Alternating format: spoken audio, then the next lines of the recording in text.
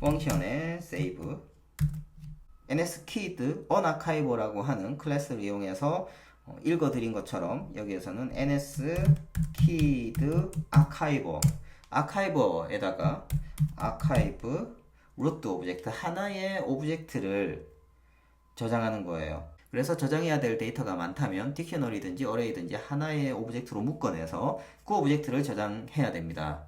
그래서 우리가 저장할 데이터는 명백하죠. 셀프에 브랜치 있습니다. 어디에다가 저장할 건지 셀프에 파일 패스에다가 저장을 하면 돼요. 그래서 아카이브 루트 오브젝트를 이용해서 어레이를 저장하고 언아카이브 오브젝트 위드 파일을 이용해서 그 어레이를 다시 읽어내는 이런 방식입니다. 물론 저 안에 들어가 있는 모든 오브젝트들은 NS 코딩 프로토콜을 준수하는 오브젝트여야 됩니다. 어떤 클래스가 저장이 되는 오브젝트이고 어떤 클래스가 저장이 되지 않는 오브젝트인지는 우리가 레퍼런스를 확인해 보면 나옵니다. 옵션에 클릭을 하시면 NS 파일 매니저에 대한 퀵 헬프가 나오고요. 여기 레퍼런스로 들어갈 수 있습니다. 레퍼런스에 들어가면 저렇게 파일 매니저가 나오고 conforms to 저 영역에 이 클래스가 준수하고 있는 프로토콜이 나오는데요. 파일 매니저는 당연히 NS 코딩 프로토콜을 준수하지 않습니다. 저는 저장할 필요가 없어요. 저장해야 되는 오브젝트를 만드는 모든 클래스들은 NS 코딩을 이미 준수하고 있습니다. 예를 들어서 NSDate를 볼까요? NSDate는 옵션에 클릭을 하면 레퍼런스에서 NSDate를 열었을 때 저 NSDate라고 하는 클래스는 NS Secure Coding이라고 하는 좀 더 안전한 보안된 방식의 저장을 지원하고 있는 걸 확인할 수 있습니다. NS 코딩을 기본적으로 준수하고 있는 거예요. 이 외에도 지금까지 우리가 사용했던 수많은 클래스들 UI View, UI Table View, UI Table View Cell 여러 UI 요소들 그리고 NS 스트링이라든지 NS 어레이, NS 딕셔너리 같은 거의 대부분의 코코아 오브젝트들이 NS 코딩 프로토콜을 준수하고 있기 때문에 큰 고민 없이 아카이브에 포함할 수는 있습니다. 하지만 한번 확인해 보는 건 중요하겠죠. 자, 이렇게 아카이브와 언아카이브 코드를 만들었는데요. 언아카이브는 init 메소드가 호출될 때 자동으로 호출되어서 읽어드리게 될 겁니다. 하지만 저장은 우리가 직접 해줘야겠죠. 언제 저장을 해야 되느냐? 앱 델리게이트를 가봐야 됩니다. 앱 델리게이트에서 애플리케이션이 종료되기 직전 애플리케이션 will terminate에서는 당연히 저장을 해야겠죠. 데이터 센터에 .save 이땐 당연히 저장을 해야 됩니다. 하지만 이때만 저장하는 건 위험해요. 사용자가 fast app 스위치, 애플리케이션 스위치를 올려서 그냥 날려버릴 수도 있잖아요. 그래서 애플리케이션 did enter background에서도 반드시 저장을 해주시기 바랍니다.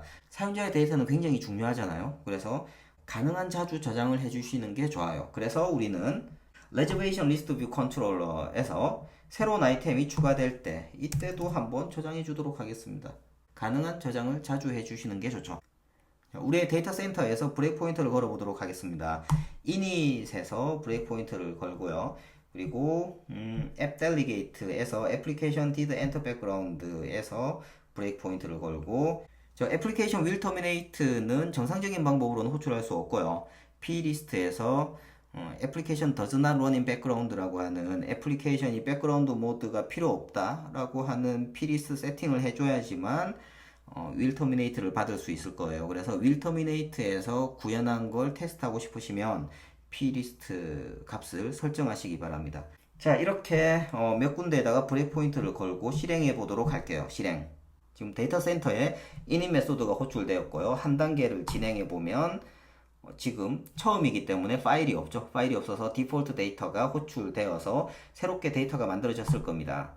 그래서 판교점의 회의실 예약에 뱅시에 새로운 예약 하나를 추가하겠습니다. 윤이라는 이름으로 새로운 레저베이션 오브젝트 하나를 추가했고요. 저장을 하려면 애플리케이션을 백그라운드로 보내야겠죠.